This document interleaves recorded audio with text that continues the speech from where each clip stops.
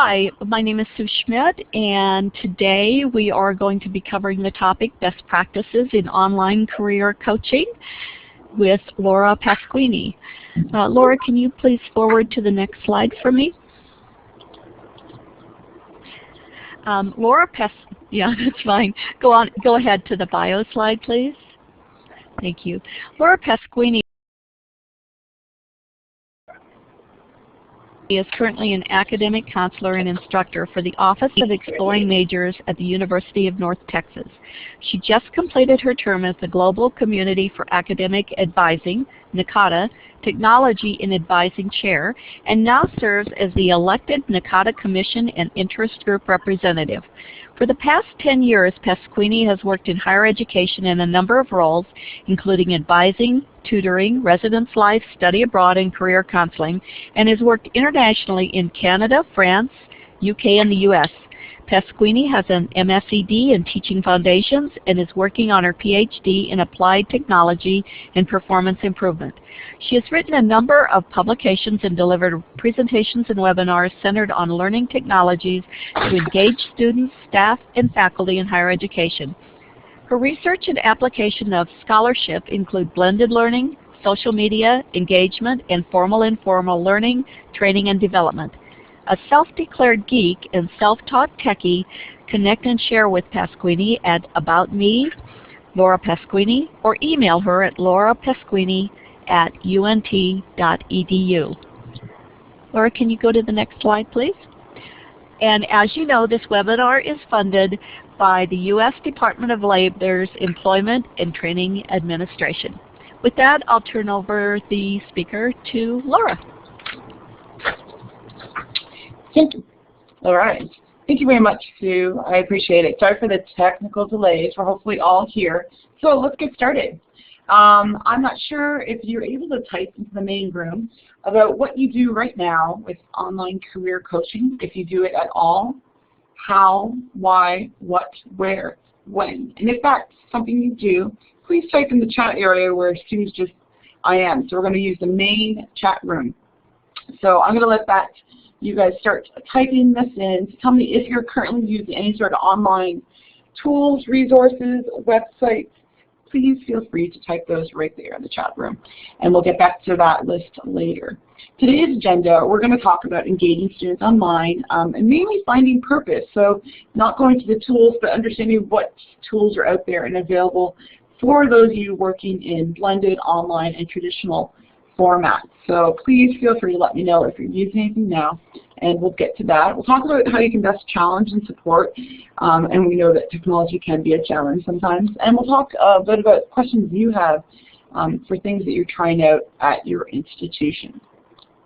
Today, if I go through things really fast, don't fear. I actually have a whole bunch of resources saved for you at this bit.ly link. So if you type bit.ly/WICHE13, you'll find a wealth of resources. It's an open shared Google Doc, so you're able to use that and share with others. In there will be a copy of all the PowerPoint slides in PDF version.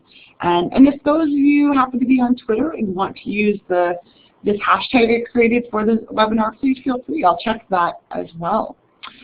So let's go forward, and hopefully everyone can hear me. If not, Sue will let me know if in the chat room if I'm going out of tune. So what do I do at UNT? I do make dreams come true. I'm fortunate to have a role of a student as well as an instructor and a staff member. Most often than not, I'm found helping students figure out what their major and career direction. And I've been part of the career major exploration field probably since 2005 when I started working at Miami of Ohio. Typically, we work with different programs, assessments, in different formats for engaging students to figure out what their major and career focus is. That's my primary role on campus. So I always, as a scholar practitioner, think about expectations that students have for advising, career counseling, and student support services on campus. And I don't know if you know what the current students expect when it comes to how you're best serving them and how you're meeting their needs. But I'm thinking about the students that are here with us today and those that will be with us in the future. This is my friend's daughter, Maeve, and she can easily pick up a technology tool and start using it and understanding the tech, but not really what it's meant for her learning. So I'm just doing a quick audio check that hopefully everyone can hear, and I think Sue and Karina can because they've typed in there. So as we talk about expectations for learners, we're going to focus on a few key findings. Specifically, we have the EduCause, which is a non-profit group that works with higher education and IT, that talks about our learners' interest and access and ability to, track their progress, connect to peers, and also engage with others in immersive learning. So these are some areas and principles that we're going to talk about based on data-driven research that's been collected for our undergraduate, primarily population of the ECOS study, and also thinking about what our 21st century learner skills are. We want to definitely engage all of our students to think, be critical citizens, and develop their literacy. So this is one way that we start thinking about using the tools in more creative, innovative way, a social learning aspect, how they're collaborating and connecting, and how they're communicating and moving forward as lifelong learners who are self-directed. So, what does the social media mean to you? Because I'm going to talk about that as a key area. If you have some ideas and thoughts around social media, please feel free to utilize the room. I'm still not seeing responses, so I'm wondering if the IM is working for you. But I want you to think about what social media means to you. Is it something that you've heard about as a 2.0, 3.0, the social web, emerging tech, headache? Who knows? So these are some ideas and apprehensions you may have for some of the tools. What students are using today, this was taken from a session did at South by Southwest EDU in March, where we talked with University, formerly Integral, who surveyed students that are leaving, seniors in high school, and what they typically use today as they're coming into universities and colleges.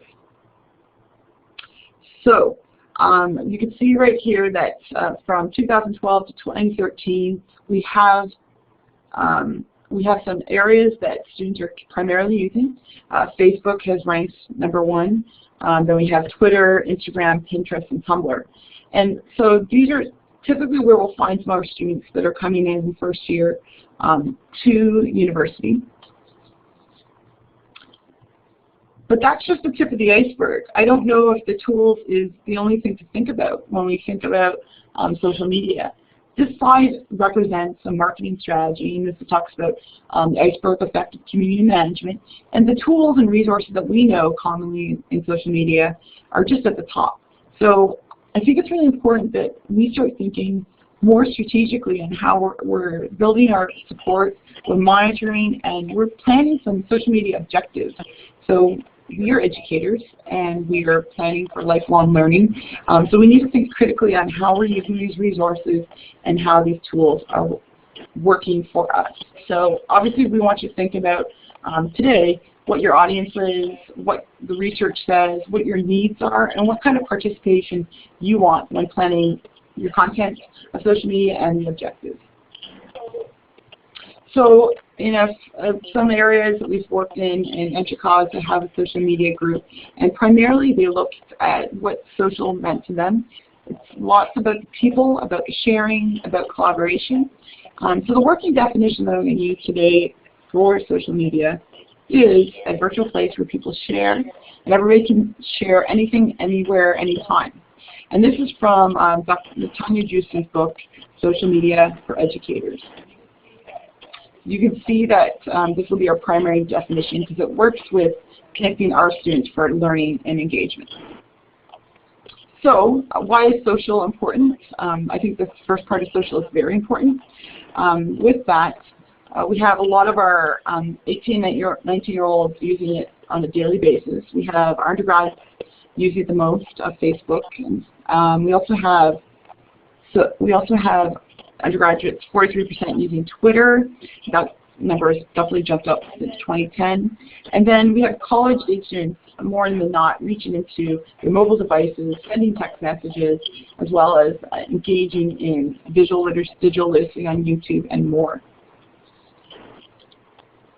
So when we think about social media, the primary thing that we get lost on is the shiny tool, when in fact it's about the people and it's not the tool themselves. So I think it's really important that we focus on the tool first. So let's keep that in mind moving forward. There are other ways to support our students, and I know that a number of you can now start typing. So if you would like to tell me about ways that technology and you work with students, that would be great. So I think the chat box is open, so if you're in the main room, please tell me ways that you're currently supporting students with technology. So I think it's free and open, so I'm going to give you a few minutes to type that up and let me know how are you using technology. You could say, I'm not using it at all, I have a website, I have no idea about technology. This is where you can type in the text box below. So we have some people saying email, it's like mostly email, so that's common. What else do we have out there? Thanks, Lori and Chris. We have email for 2. Anyone utilizing any sort of online learning management system, a student portal, any sort of video web conference chat. And I'll let you keep populating what you're using right now online with your students. So the reason why I do like social media for learning is a lot of student satisfaction. So this is an assessment done with a class. This is from our 2013 session. We talked about social networking, SNS, social networking services, in the strongly agree area for they would want to use social networking more than not for their educational purposes.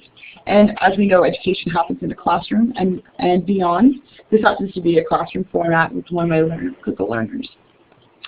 Thank you for your responses. I'm glad. Keep them coming. So from a survey that was done in 2011 from the Global Community of Academic Advising, NACADA, I wrote up a section around experiential connectivity and digital access. So our students are seeing learning environments that's beyond a classroom, beyond a simple online management system for learning. So they want to be able to interact and make meaning from the material. So we also want to encourage your students to think a little bit more globally, and so there are some resources and tools that afford them to do that. A big focus for the social is connected learning. So I think that students are able to work with their peers in an openly networked area to share, to talk about interests, to think about academic challenges and problem-based learning will produce a student-centered way of learning. So this is one way of thinking about how our social applications can create equity, can be participatory, and also engage our learners. Because if they're part of the process of learning, then they're going to retain and learn more.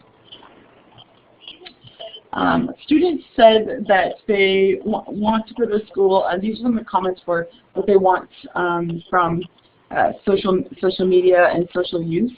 So they thought it would be great to have a social media presence because it gives them access to other students at the college because they want that word of mouth referral, they want that background. They also think that it's better to see their social media site information coming there than their email because a lot of them aren't checking email a lot. We know that they'll check text messages, but email is not been as pushing forward. And they want social media channels with real information and less fluff, although they do like some fluff, and we'll talk about that soon. So it's not about the tech, it's about the social. And I think it's a big part of some of the social applications is starting the conversation. Oftentimes when we have online mediums, sometimes it's the front door to our services and resources.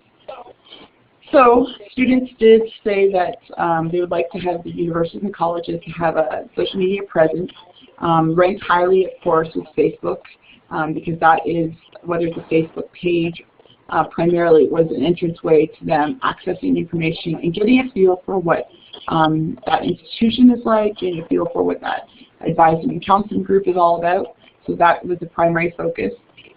Typically, they see it as a network of their peers. So a lot of them are using it as a social space for family and friends, and those pages from Facebook are free for them to come and go, so they can like, which is pretty passive, your page for your advising counseling unit, or they can decide that they can use it as a different conversation medium. So it's not just pushing out on a news wall and feed, but having some interaction back and forth. So in that, we encourage you to develop a strong identity. So your students don't like spam, whether it's in their email or in their social streams. They want to see that your office and your unit or your advising and counseling area or yourself has a personality, has an identity. So this is something to think about when you start thinking about questions. So my colleague Julie Larson from the University of Washington says, make your space real and make it authentic. So think about ways that you're going to want to develop an identity online. An example that we have right now is using our basic Facebook page of Exploring Majors. And we've tried and sampled, and this is a snapshot from probably last semester, so we have a few more friends in 86, but we've tried some different ways to see what kind of ways to engage our students. And we've asked questions like, when did you declare your major, or how many classes you're taking. We're also thinking about a push and pull, because we find that they'll start coming to our page from a simple meme. So we know those common memes, so there's always a message. We found that visual cues such as images really help to drive students and traffic to our pages, and it started a bigger conversation that led to a blended learning. So it wasn't just an online Q&A, it was the start of conversations that they would follow up and make an appointment for, or they would have a conversation on the phone, or we'd have a back and forth dialogue. So there's things that we do want them to be thinking of. You know, there's critical dates of when they need to be advised and make an appointment. There's, you know, key things in the semesters like the final exams and how they're prepping. So we did use it to be funny as well as being personal and thinking about what's part of their academic calendar. We do want them to think critically and consider ways they're going to pick their major. So we try to give them resources and references and research that they would find relevant and they would have conversations with. So it's great when you post something and you have a little bit of dialogue below. And one way is obviously the news source, and what they don't want is that spam and noise. But thinking about a two-way conversation, you actually mutually benefit. So you can ask questions, you can find out what they're struggling with as far as studying, you can see where some support is needed, and you can also understand what some of the issues are. And I think doing that with your staff and even peer mentoring support has helped our unit. We've definitely seen feedback in good and bad. So at the campus level, they'll let students know when the union is being worked on and what that means in the future for construction. And you might even have some backlash. So you might be upset about the fee increase. They might be wondering why this cost is going there. But you have to understand that part of this conversation can't be controlled. And it can be monitored, but it has to be thought about before posting, and having some sort of idea of when to post, what to post, and how to react, even when you get some not so great feedback. I think the conversation and having that as a space is really important. So some of the examples I'm thinking about for a two-way street is really amplified by Dr. Alec Koros, who's a faculty member at the University of Regina in Canada, and he talks about being an open and connected educator, that the flow of information is two-way. So it's not just from the educator downward, it's the students feeding back into that loop. The other areas to think about is connecting information and interacting through principles of connectivism. So it's ongoing learning. So yourself and the students and your faculty are all should be engaging in these dialogues and should be sharing in these spaces, so it isn't just a top-down approach. The biggest part of social interaction and social engagement online happens to be when students feel like they're part of a community of practice. So communities of practice have been around for a while, and Wenger and Nancy White talk about what it means to be in the community, what it means to share. Typically looking to seek expertise, problem solve, and work together collectively to discuss, to have idea sharing, and have knowledge as a source. So you can definitely have a community practice on Twitter. So this is one tool of many tools where you can do this. We've seen them on discussion boards. We've seen them on different kind of open shared groups. So you can decide where this space is. I'm just going to give you one example. So Twitter we use it in different ways. So it's definitely sharing information on our feed. We share it differently than we would on Facebook because it's 140 characters and there's different ways to engage and purposes for that. So the example that I would definitely go to for the community development is using the hashtag, the pound sign, or this little areas. So I think it's really important to consider building communities around a topic and seeing where the conversation is online, because you are what you tweet and your students are out there using these areas. So if you want to figure out what they're talking about, go and search your Twitter stream. So I would go to mine and look for UNT, I look for common things like Going Green or GMG, or different other acronyms that our students are using. So I know my current incoming class use the hashtag UNT17 because that's when you're going to graduate. Go and start searching. So if you go to search.twitter.com, see what they're talking about. You could even search topics like advising or counseling, and you might get some good and bad feedback on that, but it gives you some idea of what the pulse of your current campus and conversation is and where your students are. So the hashtag is good for a lot of things. One is having conversations around an area, and so I put a couple different hashtags and things I've followed in the past. Essentially, it is your aggregation device to get people together. So one hashtag in community that I connect with in the past has been from NACADA. It's the Advise Tech, ADV Tech hashtag. And from that, a small community of advisors who like technology and advising, and they welcome me to the flock, started having conversations around this hashtag.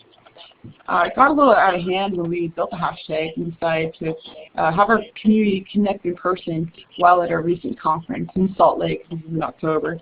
But what's been great from the hashtags, from the ADV Tech to the ACK Advise, conversations have started. So if you follow ACK Advise Chat, there's a weekly conversation happening that started from just the community members wanting to keep talking, keep sharing, keep developing week to week.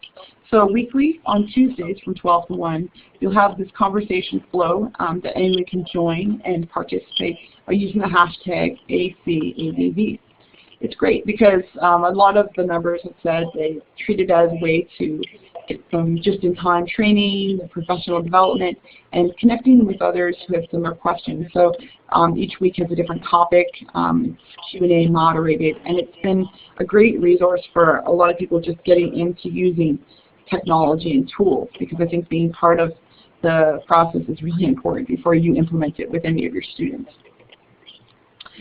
Different ways that you can connect, and there's lots of different ways to connect with ACK Advise Chat, but you could read the transcripts. acadvchat.wordpress.com hosts all the past transcripts.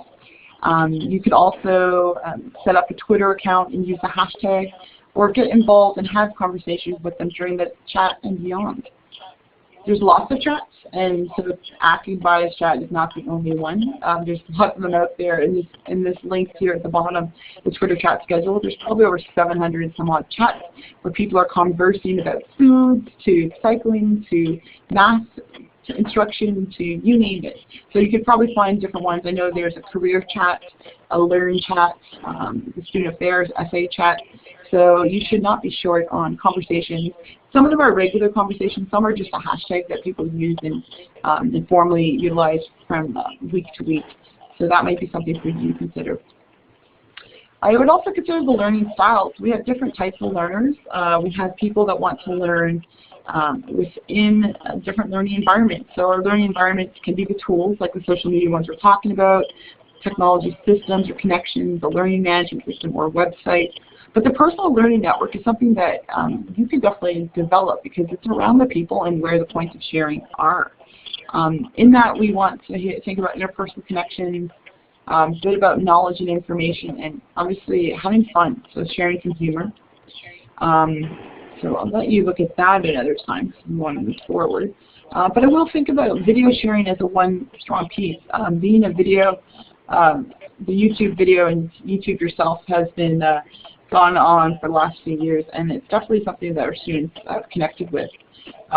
With our Exploring Majors YouTube channel, we have some different themes. We focus on exploring the major and also support for academic learning. So we have a few different subscription lists around money management, critical thinking, career exploration, time management, and then some favorites that our students have liked.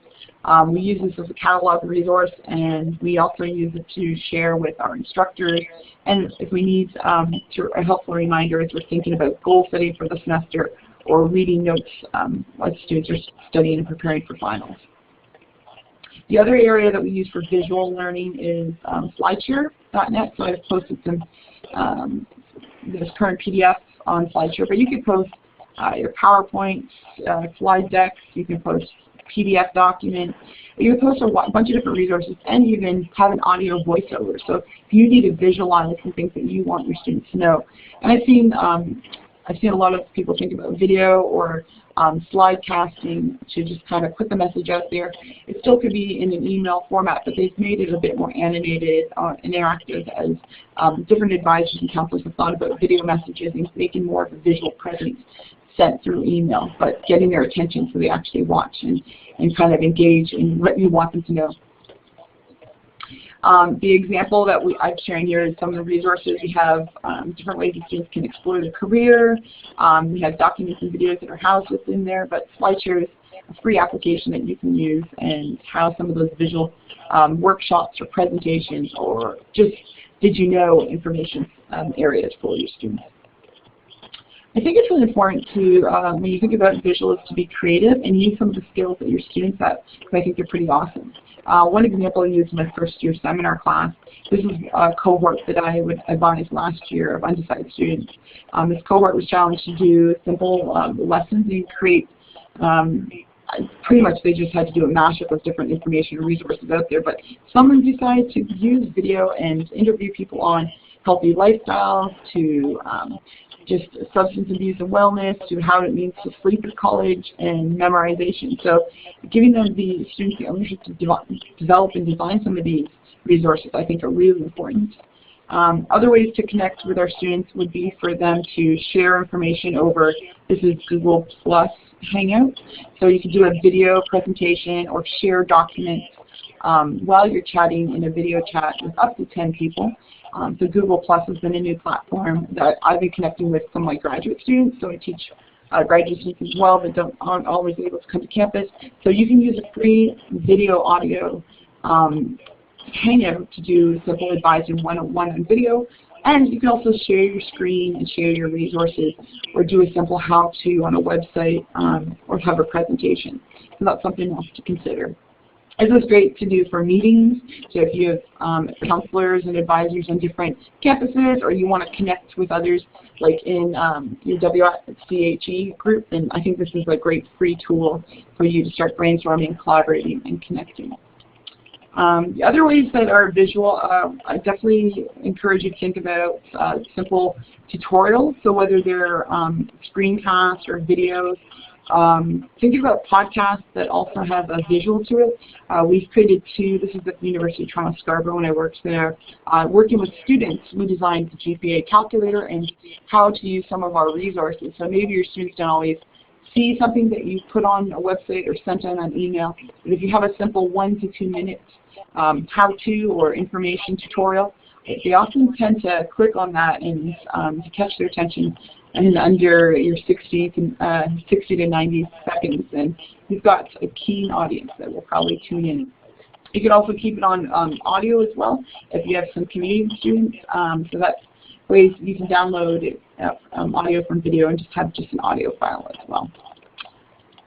The area that I think is most critical for some of my students that are engaging with major career questions is being a networked learner, and thinking about how they cultivate a network on campus is initially where we start. We definitely jump into what it means to connect to experience, involvement, opportunities outside of campus, but thinking about your current cohort and how they're connecting to one another, thinking about those who you advise, thinking about those who you work with. And I'm fortunate to have a few of them that are formalized in a class, and then some informal ones just based on interests or groups that I advise. So I think it's important we've talked about having a pulse for what's happening on your campus, and also engaging in campus conversations, because that's part of one of their initial networks. So encouraging your students to be part of a town hall, be present, and being involved is really important. So this is some ideas that I've instilled to a couple of my cohorts. So I have UGST JOR, is a class from fall 2012, and they were, meeting them on the first day, the Brady Bunch team, and they were a group of students who were thinking about public relations, marketing, advertising, and journalism. So a lot of our focus had been asking students about how they chose their major, asking Q&A sessions. So they utilized the hashtag to tweet about questions in advance for panels, or think on topics that we talked about before class and after class. They used the hashtag to collect artifacts around the campus. So instead of me telling them about resources, they went out and tweeted and took pictures. So they often use that to talk about their digital journey, their experience. But you definitely have to nurture the hashtag that you use, or the community that you're going to be in, because I don't think just because you set it up, they won't come. So whether it's having a Facebook page, or having a Twitter hashtag, or thinking of a space that you want to work with your students, you can't just create it and think that it will work. You need to make it work. I think it's really important when you engage champions in your network, so students that see the importance of groups and communities working together to cultivate the network. So Melody was one of my students that saw the value in using the hashtag and getting people together for a study group outside of class, and thinking about connecting for a dinner or a meal. So it's really important that you show up and you're present in those spaces physically and virtually. I think the last year I had there is around digital storytelling. I think the narrative for this fall's class and my cohort that I work with is asking them what's your story and how they're writing the current chapter of their lives. I think it's important that students take ownership, and we empower them to decide where they're going in the future, like everyone here probably does in their career and major advising. We have students that capture them, in a moment on Instagram, whether it's video or image. They're there all the whole time. I think about opportunities that we have, groups that we advise. So for the alternative spring break last year, I went with a group of students to Albuquerque, New Mexico, and we talked about documenting our journey on Instagram and visually, so we could share experiences and also process and reflect. So we took different images, whether we were moving packing boxes or moving furniture, and our project was around homelessness in need. We definitely had these images and reflected on what it meant, and we would do a journaling practice that in each evening after we got back from our service learning that day, and we talked about what it meant and some assumptions we had and realistics. And some of the images were just, some of them were fun, but some of them also striked real meaning to the students to think about the challenges they had. Other ways that I'm thinking about story narratives for my first year students this year, they are thinking about what's your story, and they're taking notes when they go out to sessions. So Rain Wilson came to talk at her school from the office, and I had them required them to take 5 tweets. One of them was a selfie, so I knew they were there at the session. But they also knew that I was there and tweeting with them, because they gave them an opportunity to take ideas that they might get from speakers and how they might use it. We used a lot of their tweets to think critically and assess what the meaning of the talk was, what we did and did not like, things that will challenge them in the future. They continue to do this with different programs like the reality check of how much money they'll make after they graduate, and thinking about the future and preparing them for the possibilities. So I think it's been neat to see how they've been using this as a great note-taking tool. They've also shared the story on different, this is a philanthropy, them collecting cans for can destruction and building a project, getting the team members to help and calling them out within the community if they're not there. And then the final piece that I've seen a lot of students do really well in for their storytelling is in blogging, that self-reflection side.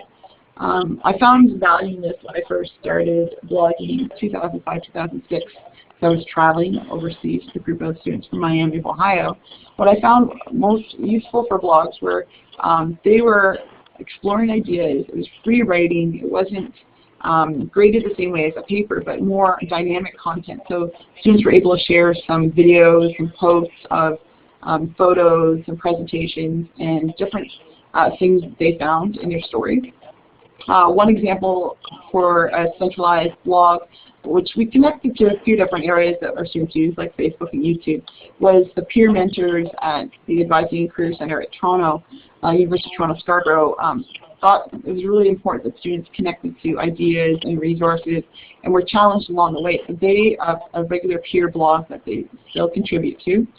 My students, whether they're using Tumblr, we have some groups that are critical thinking, and they're assessing the value of where they are online and what they're researching and what they're learning.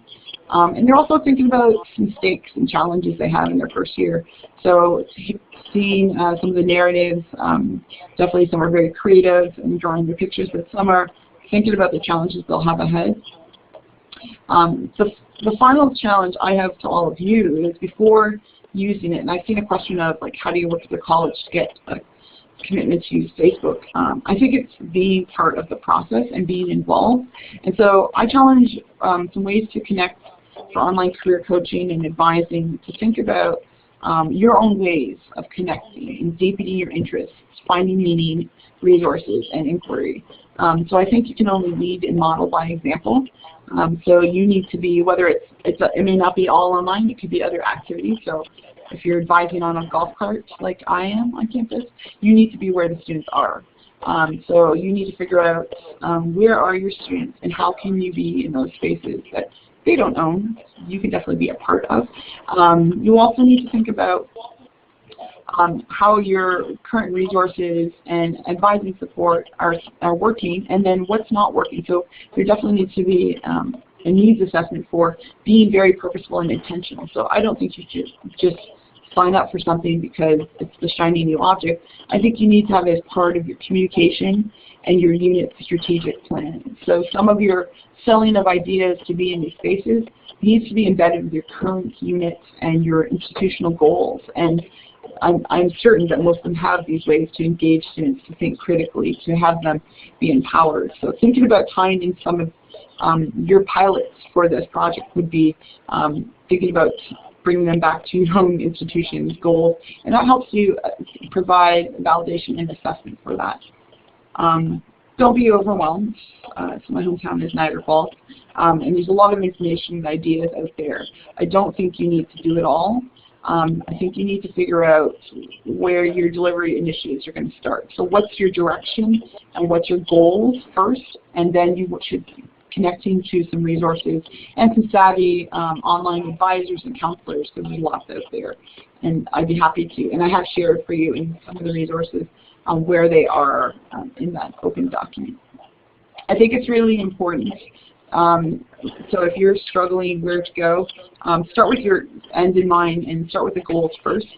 Some of it is overwhelming, and you can definitely not be keen on that. But I'd say pick one thing and start playing with it. So you know the rules of what to act, and I think if you start exploring within what's out there and you figure out what works for you and where some of your students are, that will give some ideas on where you will start.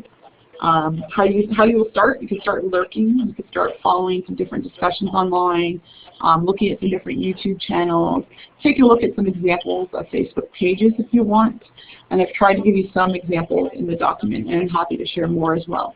But essentially you want to start being an open and engaged learner yourself. So how can you model and how can you be developing communities where you haven't thought about what the medium, the content, or the message is yet. So get involved, be creative, start sampling for yourself first. I definitely when you're starting this is you need to start a conversation and be involved. So get engaged and connect with someone that's relevant. And this could be someone in your current network, the WICHE network, or it could be in someone else on your campus. Find someone that you can start connecting with and sharing these ideas and asking these questions.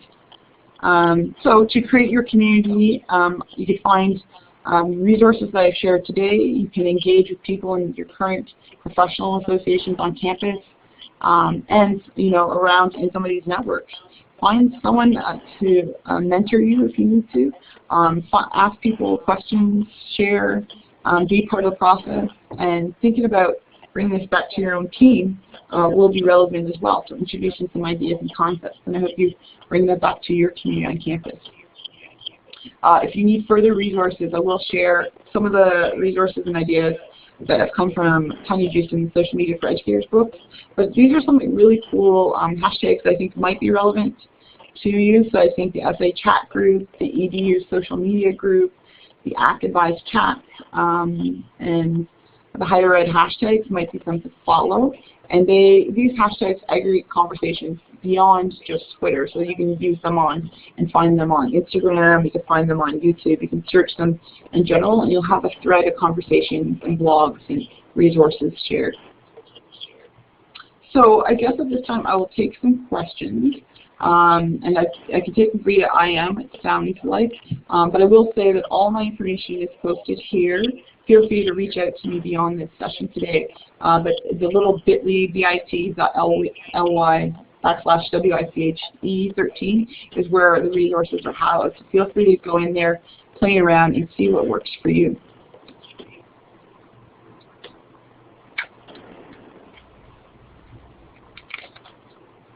So I will open up the conversation in IM if you have any questions. Okay, I'd like to pose a question for the group, because I know that a lot of different social media tools have been thrown out in front of you today. And I know that based on the conversation that took place in the chat room, many of you are using email and telephone, the traditional forms of reaching out to your students. So what might be some barriers that you see, and ask Laura, how might you remove those barriers, or how might you move forward to use one of these social media tools to reach out to the group that you're doing coaching for?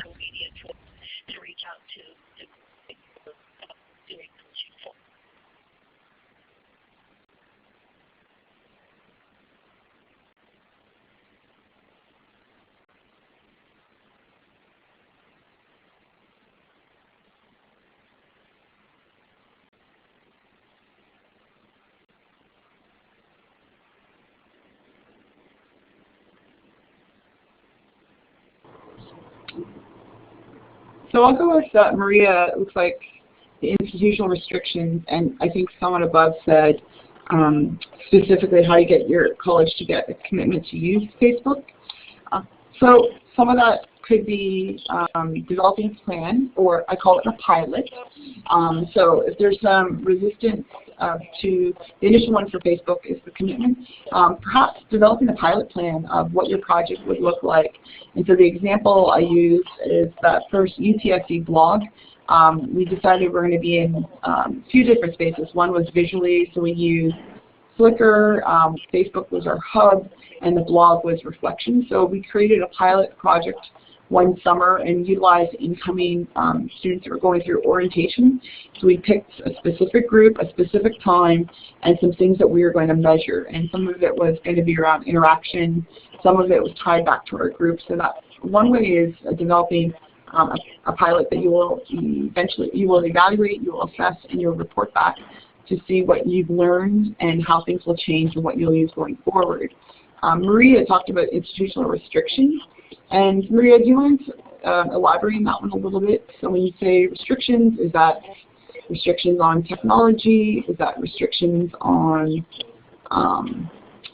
what? I'm not sure. So if you could elaborate on that, that would be great.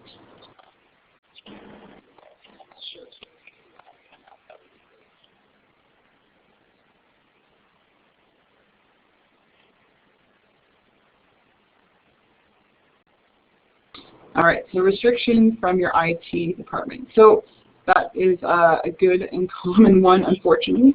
So that would be having a conversation with your IT department and bringing them to the table for a collaborative pilot or plan. So I think it's really important that when you're piloting a project that you have some different representation on your pilot committee, and so that people around my table would include current students, staff, faculty, and someone who's in your IT department, specifically a developer, someone support your new initiative. So starting with a conversation of having a coffee or going to lunch with one of them might be helpful for yourself and or your supervisor. So you can start talking about why that restriction is there and how it's set up. Sometimes getting some resources and literature and research from the area helps. So I think if you're going to arm yourself with some information, I think that goes a long way for your supervisor, yourself, and your IT department.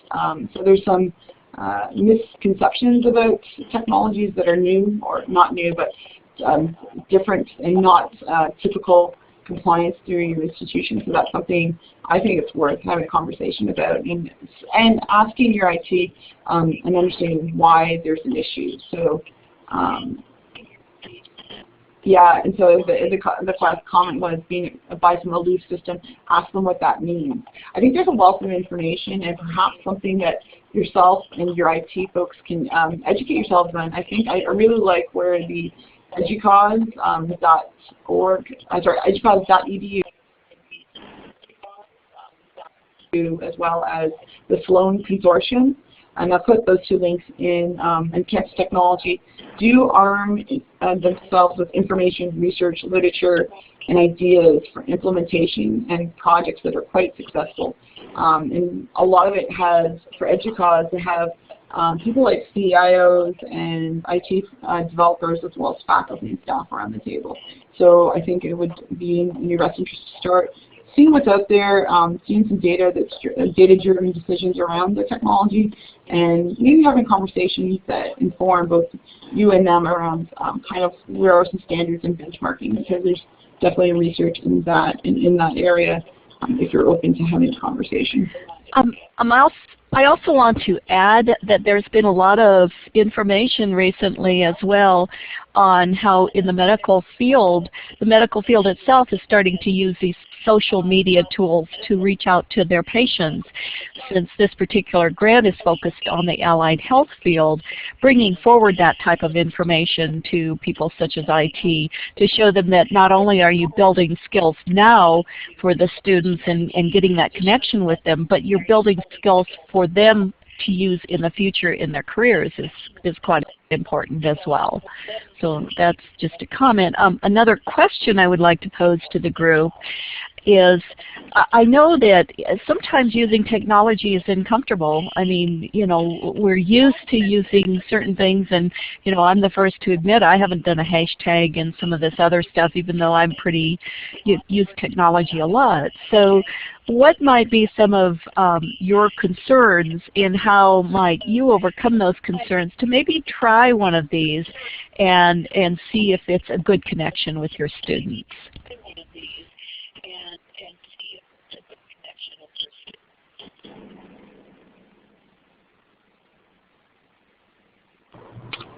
Yeah, and I was just thinking about, as you talked to, there's a number of actually allied health professionals, primarily medical schools, pharmacy schools, and others that are actually guiding the use of social media.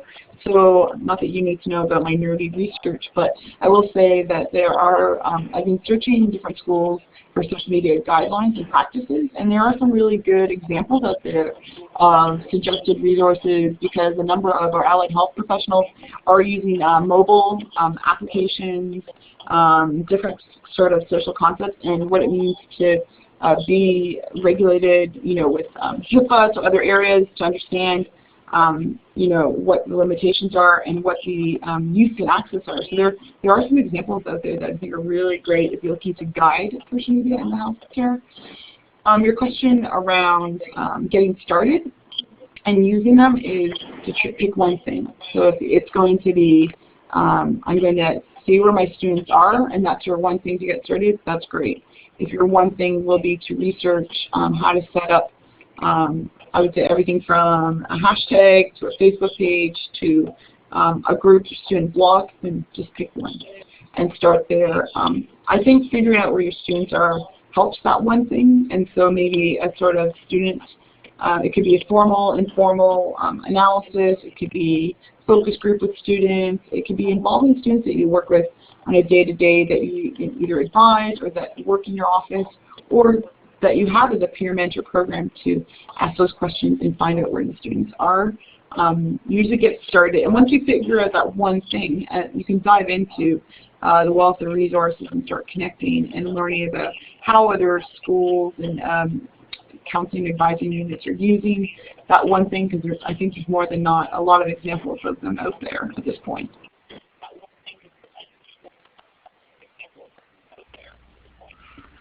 I have one last question that may be of interest to the group as well, hopefully, and that's resource allocation, time. I know, Laura, you're passionate about this, and so you've kind of dived into a lot of different things. From a perspective of the career coaches that are listening, they do have a finite amount of time to do their job, do the things that they need to do to complete their goals and objectives. So do you have any suggestions or thoughts around the time commitment to using one or more of these social media tools?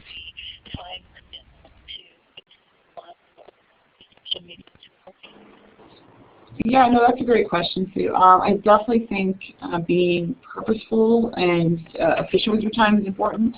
So I would say if you're going to start planning a pilot, have it dispersed amongst a few. Find a couple other champions and people to collaborate with. An example for whether it's blogging or having a Facebook page, think about creating what's called a content calendar.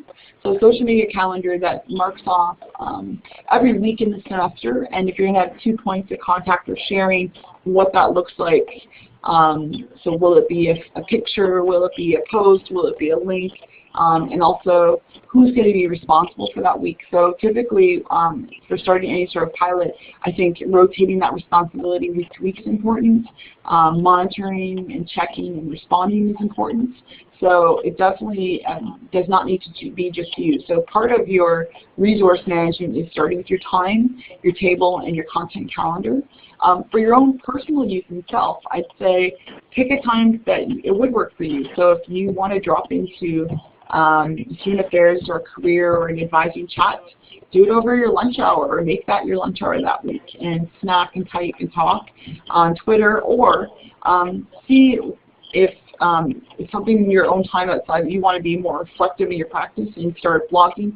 Pick that one thing to work for you, and I think you can always find time in your schedule if there's an interest, and you don't need to spend all your time, but you can definitely dedicate some time, whether it's an hour or two a week, to learn and play, to setting up a calendar and a schedule for a bigger project that you're going to implement and pilot with your students. I think is really important. And you know that you don't need to do that alone. You do have champions, you do have people of interest, and you really should think about utilizing your students, because I think word of mouth and the peer voice is very powerful and actually reaches more of your students than you think. So I think there's definitely an opportunity there to mentor students in a role that supports you in these social networking, social media applications. And I say use it. This is a great skill for your students to engage and embrace beyond just advising. Great idea about engaging your students as well. As I mentioned, as these students move out into their careers, they are going to be faced with the need to understand and use technology. So I think the more that we can provide that opportunity to them within a safe environment, meaning through their educational experience where it's okay to fail, it gives them that opportunity as they step out into their real careers to go, well, gee, I know how to do this. I know how to do a hashtag. I know how to use social media to reach out to patients. Let me help you. And it just provides another tool in their bag that they can bring to an employer and say, you know, I have some value and I can really bring something to this position.